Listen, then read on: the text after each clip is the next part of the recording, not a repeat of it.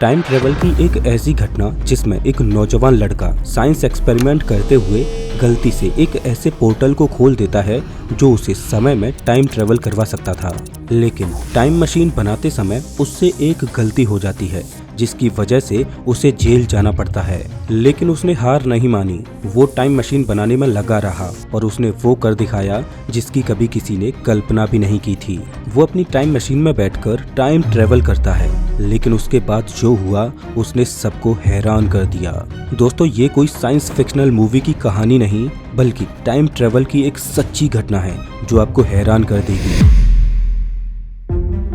साल 1995 एक 21 साल का लड़का माइक मार्कम जो अमेरिका के मिसौरी में रहता था। माइक मार्कम ने इलेक्ट्रिकल इंजीनियरिंग की थी, तो वो इलेक्ट्रिकल डिवाइसेज पर एक्सपेरिमेंट्स करता रहता और यही कारण था कि माइक मार्कम के घर पर टूटी फूटी इलेक्ट्रिकल चीजों का कब्रिस्तान बना हुआ था जिनमें पुराने टीवी, सीडी, रेडियो इत्यादि पड़े थे। माइक मार्कम एक प्रोजेक्ट पर काम कर रहा था जिसमें वो एक जैकोब्स लैडर बनाने में जुटा हुआ था। दरअसल जैकोब्स लैडर एक डिवाइस होती है जिसमें दो धातु की छड़ों को इस तरह से वी शेप में लगाया जाता है। जब इन छड़ों में हाई वोल्टेज के साथ करंट फ्लो कराया जाता है तो इन छड़ों के बीच एक इलेक्ट्रिकल स्पार्क पैदा होता है जो धीरे धीरे इन छड़ों के ऊपर चढ़ता जाता है।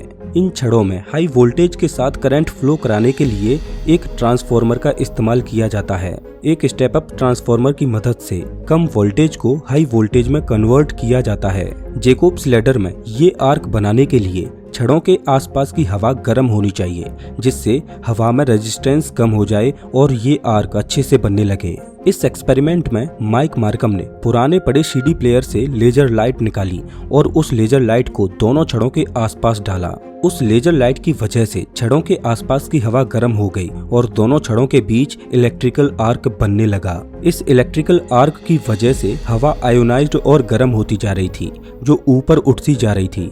तभी माइक ने देखा कि उसके जैकोब्स लैडर के ऊपर हवा में कुछ डिस्टॉर्शन पैदा हो चुका है। माइक को कुछ समझ नहीं आ रहा था कि ये क्या चीज है, तो उसकी जांच करने के लिए माइक एक स्क्रू को उस एनर्जी की बॉल में फेंकता है। जैसे ही वो स्क्रू उस एनर्जी फील्ड में जाता है तो वैसे ही वो स्क्रू गायब हो जाता है। ये देख माइक बड़ा ही कंफ्यूज हो जाता है। उसे लगा कि स्क्रू उस एनर्जी फील्ड में जाकर कहीं पिघल कर भाप में तो नहीं बदल गया। तभी कुछ सेकेंड्स में वो स्क्रू जमीन पर गिरता है, लेकिन उस एनर्जी फील्ड से कई फीट दूर। उसने इस एक्सपेरिमेंट को बार बार रिपीट किया, लेकिन हर बार रिजल्ट एक जैसा ही आ रहा था। माइक मार्कम ने गलती से एक पोर्टल बना दिया। पहले तो माइक को लगा कि ये पोर्टल चीजों को टेलीपोर्ट करता है, लेकिन बाद में उसे रियलाइज हुआ कि इस पोर्टल से चीजें टेलीपोर्ट नहीं बल्कि कुछ सेकंड्स के लिए टाइम ट्रेवल कर रही हैं। माइक मार्कम ने कुछ और टेस्ट किए, लेकिन तभी ओवरलोड की वजह से उसकी मशीन जल जाती है। लेकिन इस एक्सपेरिमेंट ने माइक मार्कम के दिमाग को हिलाकर रख दिया था।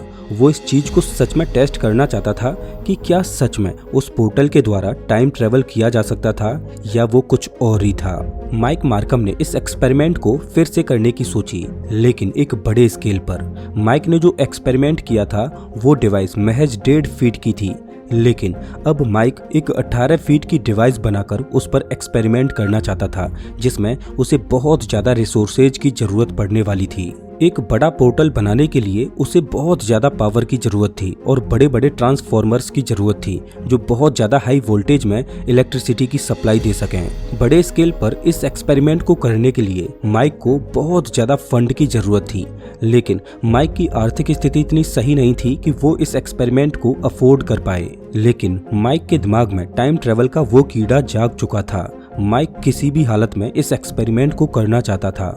एक दिन माइक ने देखा कि उसके घर के पास जो पावर हाउस मौजूद है उसमें कुछ बड़े बड़े ट्रांसफॉर्मर्स कबाड़े में पड़े हुए हैं जो जंग खा रहे हैं, जिनका अभी कोई उपयोग नहीं है। अब माइक के पास पैसे तो थे नहीं कि वो उन ट्रांसफॉर्मर्स को खरीद सके, तो उसने उन ट्रांसफॉर्मर्स को चोरी करने का प्लान बनाया। उसने अपने दोस्तों की सहायता से गाड़ियों में भरकर उन ट्रांसफॉर्मर्स को वहां से उठवा लिया और अब माइक एक बड़ा जैकोब्स लैडर बनाने में जुट गया और कुछ ही महीनों में उसकी बड़ी डिवाइस बनकर तैयार हो चुकी थी। लेकिन माइक मार्कम के सामने अभी भी एक समस्या थी।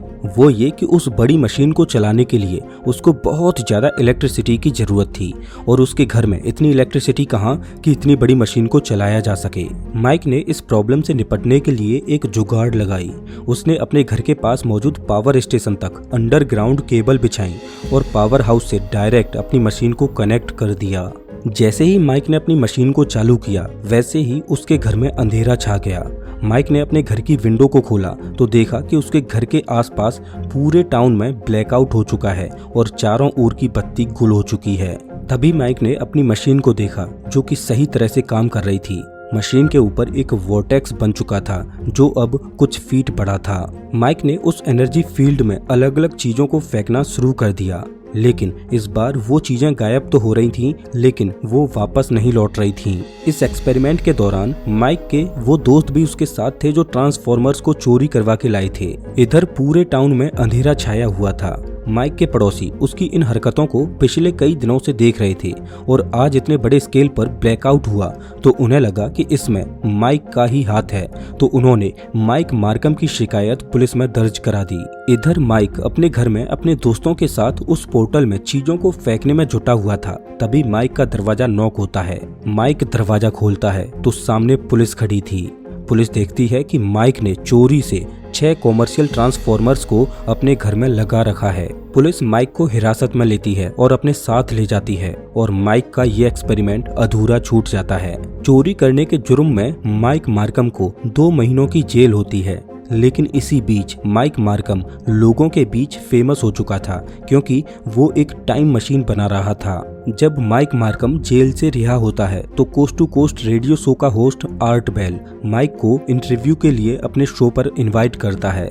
उस रेडियो शो में माइक ने बताया कि वो एक टाइम मशीन बनाने में जुटा हुआ है, लेकिन इस प्रोजेक्ट को पूरा करने के लिए उसके पास रिसोर्सेज नहीं है। उस दिन माइक के इस इंटरव्यू को लाखों लोगों ने सुना और बहुत से लोग माइक की मदद करने के लिए आगे आए। कुछ लोगों ने माइक को फाइनेंशियली सपोर्ट किया तो कुछ लोगों ने अपनी जगह में टाइम मशीन बनाने की इजाजत दे दी। इस बार माइक ने लोगों की मदद से एक बड़े वेयर हाउस में टाइम मशीन बनाना शुरू कर दिया और 1 साल तक काम करने के बाद माइक ने एक बड़ी टाइम मशीन बनाकर तैयार कर ली और अब बारी थी इस मशीन को टेस्ट करने की।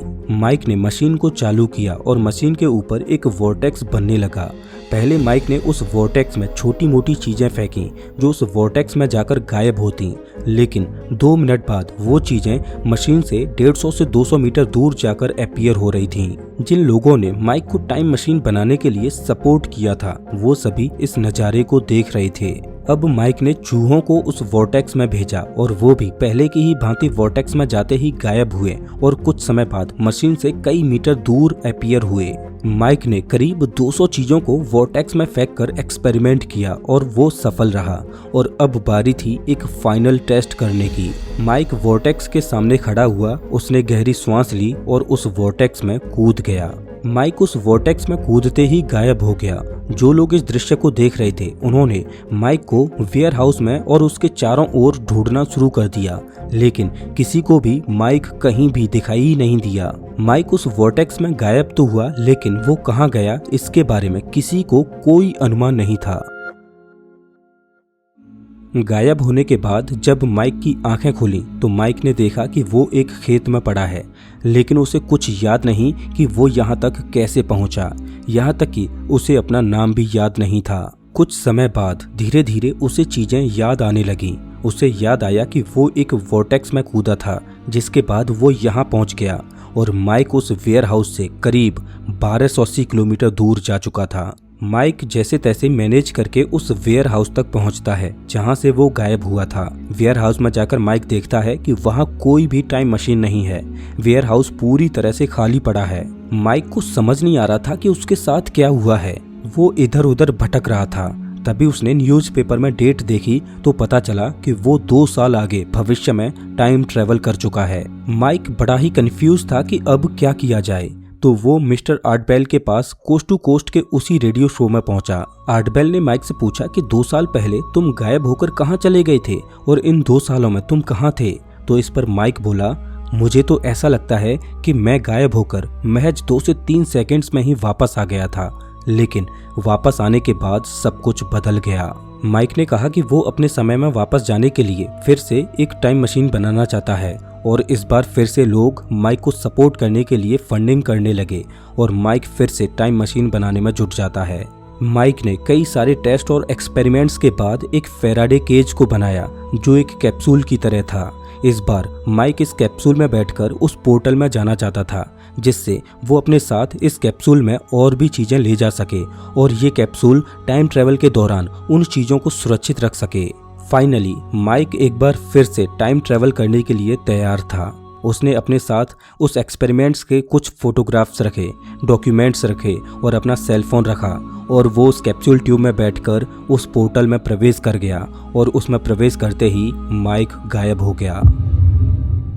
गायब होने के बाद माइक कहाँ गया ये किसी को नहीं पता और ये आज तक पता नहीं चल पाया है कि माइक कहाँ है। आज भी लोग इस रहस्य में उलझे हुए हैं कि माइक उस दिन गायब होकर आखिर कहाँ चला गया। माइक मार्कम की मिस्ट्री यहीं खत्म नहीं होती। जब माइक आखिरी बार गायब हुआ उसके कुछ दिनों के बाद मिस्टर आर्ट बेल को एक कॉल आता है जिसमें वो बताता है कि उसे साल 1930 के अखबार की कटिंग मिली है जिसमें एक अजीब से क्राइम केस का जिक्र है। दरअसल साल 1930 में कैलिफोर्निया के बीच पर पुलिस को एक अजीब हालत में एक डेड बॉडी मिलती है। ये डेड बॉडी एक अजीब से मेटल से बने ट्यूब में बंद थी और उस डेड बॉडी के पास एक अजीब सी डिवाइस भी मिली थी जिसकी व्याख्या आज के सेल फोन से मिलती जुलती है और उस डेड बॉडी का हुलिया भी माइक मार्कम से मेल खाता है। इस फोन कॉल ने कहानी में नया ट्विस्ट ला दिया, लेकिन सवाल ये था कि क्या साल 1930 में जो डेड बॉडी मिली थी वो सच में माइक मार्कम की ही थी या किसी और की। अगर वो माइक मार्कम ही था तो वो समय में इतना पीछे कैसे पहुंच गया। माइक मार्कम के टाइम ट्रेवल की ये गुत्थी अभी भी एक रहस्य बनी हुई है। अब सवाल ये आता है कि माइक मार्कम की इस कहानी में कितनी सच्चाई है। तो ये बात बिल्कुल सच है कि माइक एक टाइम मशीन बनाने पर काम कर रहा था जिसके चक्कर में उसे जेल भी जाना पड़ा। इसके बाद कहानी में एंट्री होती है coast to coast radio show के होस्ट आर्ट बेल की। अगर इस पर मैं अपनी राय दूं तो मुझे तो ऐसा लगता है कि माइक ने टाइम मशीन बनाने की कोशिश जरूर की होगी लेकिन टाइम ट्रेवल करने में उसे सफलता नहीं मिली होगी। लेकिन मौके का फायदा उठाते हुए अपने शो की टीआरपी बढ़ाने के लिए मिस्टर आर्ट बेल ने शायद टाइम ट्रेवल की इस कॉन्स्पिरेसी थ्योरी को रचा हो। हालांकि सच क्या है ये कोई नहीं जानता और ये भी सच है कि जब आखिरी बार माइक गायब हुआ था तब से लेकर आज तक उसका कोई अता पता नहीं है। दोस्तों आपको स्क्रीन पर एक वीडियो दिखाई दे रही होगी जिसमें मैंने टाइम ट्रेवल की ऐसी ही 2 घटनाओं का जिक्र किया है जो आपको हैरान कर देंगी। वीडियो पर क्लिक कीजिए, मैं आपको वहीं मिलता हूँ।